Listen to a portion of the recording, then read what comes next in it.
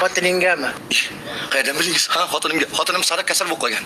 Xotiningga bo'lsa, urg'ochisi kerak ekan. Bitta erkagi ham bo'ladimi? Opa, iltimos. Erkakdan bo'lsa top bering. Aytishadi-yu, hamma narsani ham erkagi yaxshi deb. Senga bitni erkagi urg'ochisidan bersam, ko'paytirib, bizning biznesimizni sindirmoqchimisan, ha? Ha, sen? Hozir.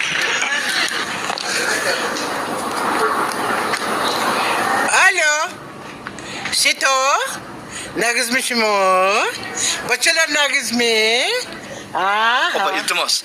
Men tushunadigan tilda gapiring. Aldanib qolishdan qo'rqaman.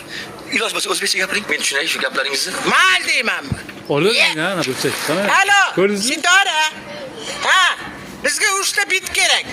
Bit urg'ochisidan. Bugungacha zo'rg'a chidadim. Ertalab jahlim chiqib, 5 donani boshimdan terib, tirnoqlarim bilan qonini chiqarib, o'ldirib tashladim.